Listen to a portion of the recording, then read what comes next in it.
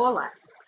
Agora vamos continuar o nosso vídeo sobre perguntas e respostas a respeito de halitose. Uma das perguntas que praticamente possui resposta no vídeo 1 é o que é saburra. Se essa saburra é formada por micro-organismos, então o mau hálito é contagioso? O que predispõe à formação de saburra? Como se livrar da saburra e do mau hálito? Como posso melhorar meu hálito, que acontece só de vez em quando? Então, o uso de goma de mascar melhora o hálito? Tenho gastrite. Acho que é por isso que tenho hálito. O mau hálito pode vir do estômago? Já consultei vários profissionais sem solução para o meu problema. Halitose tem cura? Bom, vamos começar então explicando o que é saburra. É um material viscoso, esbranquiçado ou amarelado que se adere ao dorso da língua em maior proporção na região do terço posterior, como a gente pode ver aqui. A saburra equivale então a uma placa bacteriana lingual, onde os principais micro-organismos presentes são do tipo anaeróbicos proteolíticos, que, conforme foi explicado para a halitose da manhã, produzem no final do metabolismo componentes de cheiro desagradável. Se a saburra é formada por micro-organismos, o mau hálito é contagioso? Não. E sim, existe a resposta, né? A saburra somente se forma em pessoas com predisposição à sua formação. Por isso é muito comum observarmos casais onde um dos membros apresenta hálito desagradável, a ponto de incomodar, e o outro não tem nenhum hálito. O que predispõe, então, à formação de saburra? A causa primária da formação de saburra, quer dizer, a predisposição à saburra, é a leve redução do fluxo salivar, com a presença, então, de uma saliva muito rica em mucina, uma saliva gosmenta, que facilita a aderência de micro-organismos e restos alimentares sobre o dorso da língua, como a gente pode ver aqui. Então, um indivíduo com saliva muito viscosa, muito gosmenta, de baixa quantidade, tem uma saburra abundante. Quando a gente corrige isso, a saburra deixa de se formar. É bom que se diga que existem vários graus de redução do fluxo salivar. E quando a redução é severa, mais ou menos 0,3 ml por minuto, sob estímulo mecânico, já não encontramos saburra. Mas existem outros tipos de desconforto.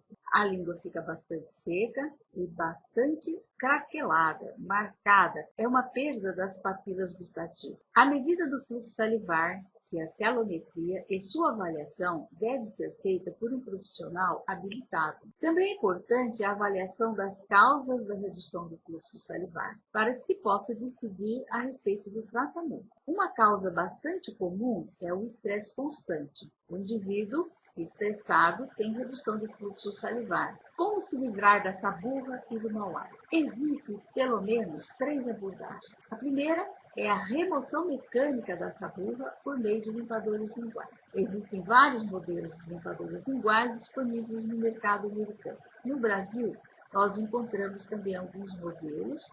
O que eu acredito ser mais eficiente são os modelos em forma de fita. Existem, então, pelo menos 3 abordagens. Qual é a segunda abordagem? É a manutenção da superfície lingual o mais oxigenada possível, com o uso de oxidantes. Existem vários oxidantes no mercado que podem ser úteis para esse fim, desde a água oxigenada, praticamente obsoleta, e até a última geração de produtos oxidantes com ação antimicrobiana também. Existem produtos oxidantes próprios para o tratamento de halitose, porque além da ação antimicrobiana, eles também são oxidantes e também reagem com os compostos odoríferos e os transformam em sais, portanto, eliminam o hálito por cerca de 10, 15 minutos após a aplicação. Um exemplo é o haliter. Então, como eu disse, existem pelo menos 3 abordagens. Vamos ver a terceira abordagem, que é a identificação da causa da redução do fluxo salivar para que se possa conduzir o tratamento adequado, ou seja, corrigir esse fluxo salivar.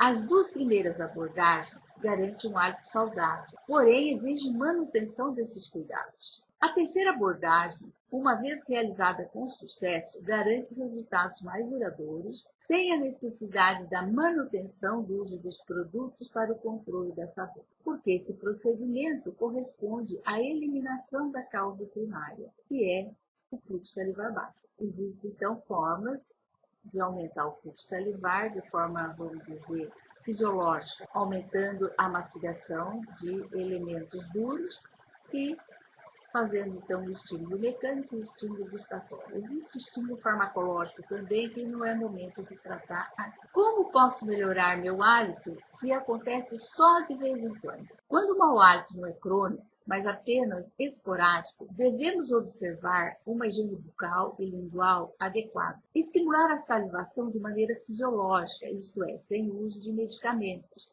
E com balas, por exemplo, sem açúcar, gomas de mascar, gotas de limão com um pouco de sal, ou de uma maneira mais eficiente com o uso da mecha tipo umeboshi. Devemos ainda observar o tipo de alimentação que está sendo usado. Evitar excesso de proteína, gordura, condimentos e alimentos de cheiro carregado. E manter uma frequência do uso da água e, além disso, utilizar-se de alimentos que contenham algum carboidrato. Há mais ou menos 3 a 4 horas.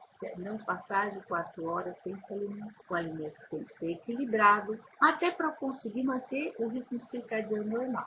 Então, o uso de gomas de mascar melhora o hálito? Sim, é verdade. Em primeiro lugar, ele age como um mascarador do hálito, que é um resultado não muito importante.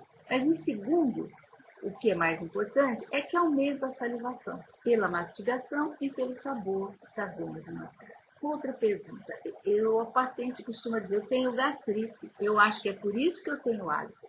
O mau hálito pode vir do estômago? Não.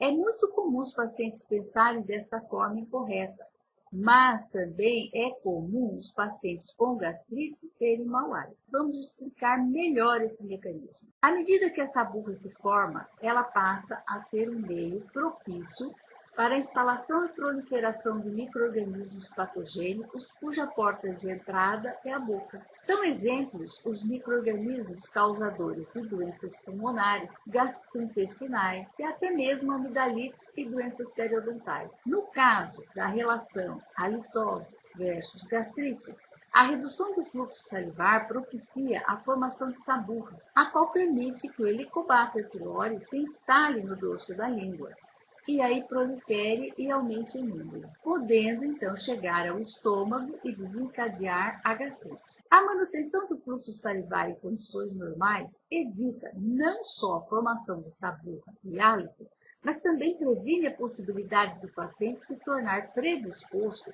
à gastrite, que é o que nós estamos enfocando agora, mas também pneumonia, amidalite, periodontite, etc. Já consultei vários profissionais sem solução para o meu problema. A litose tem cura? Claro que tem cura. Às vezes, atingir a cura demanda um pouco mais de tempo, mas sempre existe a possibilidade de controle. Se no caso específico a cura estiver dificultada ou quase impossível, a gente consegue fazer o controle perfeitamente do problema. É como a gripe. Você pode curar, mas também pode vir a ter outra gripe em qualquer momento da sua vida. Então, você pode curar e pode ter uma recidiva, voltar a acontecer início de halitose novamente. A maior parte das pessoas crê que qualquer dentista está amplamente informado e isso nem sempre é verdade. O mesmo pode-se dizer em relação aos profissionais da área médica. O atendimento nesta área é diferente do atendimento odontológico de rotina. Atualmente, muitos se acham bastante interessados e estão investindo em seus conhecimentos sobre o assunto. Assim, se o seu dentista não se achar em condições de lhe oferecer um excelente atendimento, ele com certeza saberá lhe encaminhar para um colega que tenha feito esse tipo de treinamento. Então é isso. Até a próxima!